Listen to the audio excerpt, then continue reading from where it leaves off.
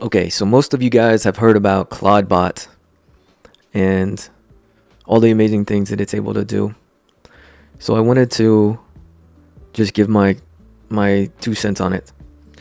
I feel like, first of all, like a lot of people are saying, it's not secure, it's very hackable, and you don't want to put any, give it access to any of your private data. Right. Also, it uses a lot of tokens, so it can be kind of costly actually to have it do anything of significance. Like if you wanted to write applications overnight, or do a lot of grunt work for you, integration type work, it can get pretty costly pretty quick. I've seen some guys talking about spending $150 a day, and you know not for a crazy amount of automation, to be honest. So those are two major hurdles that I see for Cloudbot. Now, if you're not worried about the finances and you don't have private data that you want to use in automation, then I would definitely say use it, play with it, have fun, right?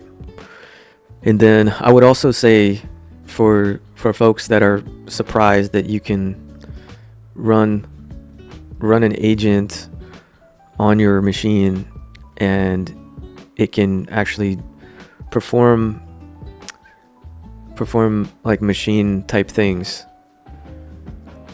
To me, that's not surprising. To me, this is the natural evolution that I saw coming. And honestly, I'm surprised that OpenAI hasn't done it already. They had the operator thing almost a year ago, I think. And that was kind of the beginnings of just being able to say, hey, book some travel for me. And it browses the internet and kind of does some things. My guess as to why they're not as highly motivated to build something like this is that it's a model, or not a model, but it's an app that runs on your local machine, whereas they're primarily focused with providing a cloud service, right? I think they're going down the path of creating their own browsers and things like that can do very similar things, but it's a lot different when you give AI access to your PC and then install Python and maybe Node, some things like that, and say, hey, anything you need to build like from scratch, go ahead and just write your own Python code and make it happen. That's something that would be much more difficult to provide in a browser. Not impossible. So overall, I felt like this is where AI was headed. Giving AI tools access to your own hardware to do things for you, to do agentic things, is I'm kind of surprised that it took 3 years of open LLMs to get to this point. But should you use it? I wouldn't give it access to anything private. I wouldn't even give it access to your emails, or definitely not your documents, anything like that. And just know that just because it's open source doesn't mean it's free. You still have to use LLM tokens, and there are some cheap versions that work, but if you want it to be the best agent it can be, you might end up spending more than you want. Okay, so some ways you can kind of mitigate some of this is you could create another email account separate from the email account that you actually use, and then give it specific permissions to do things on your behalf.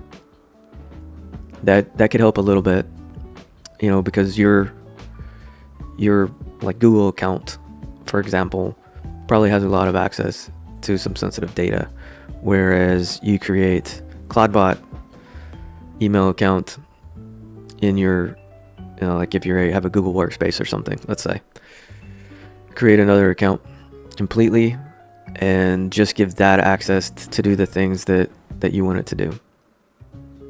That's a little bit safer, and then it gives you a kill switch as well. You can just kill that account if something bad happens. But again, you got to be careful with what you grant access to that account as well, right? And then as far as the cost, you can use some like Gemini Flash. I think 2.5 is still maybe free. Double check on that. But there are some cheaper models that you can use that still do a really good job. So, don't spin this up and plug it into Opus 4.6 and let it go, let it run all night. You might wake up with a few $100 less rich. So those are my thoughts on it. I'm personally waiting. I know, like, it's inevitable. Google will release something like this soon. OpenAI, I think, is less motivated to do so. It seems to be more cloud driven, but they could set up their own environments, right, where you just spin up a VPS in their world and you're running these things. They could do that, and they might. I mean, having to go and buy a Mac Mini just to run this thing, first of all, is not something you have to do. You could just go in Google Cloud and get a really cheap VPS to run the CloudBot.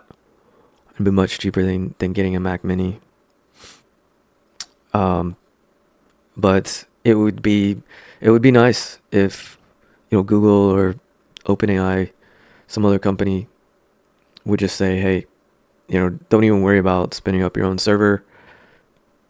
We're going to automatically launch it for you, spin up CloudBot, just plug in which model you want to use, and create connectors like you would in N8N, for example. Create credentials for everything you want it to access. And then it would be great if they actually created accounts that would act on your behalf instead of you having to put in your real world credentials.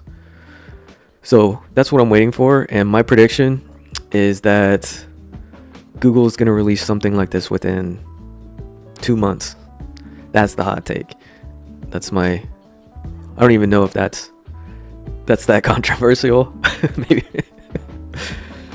maybe a month. Let's see.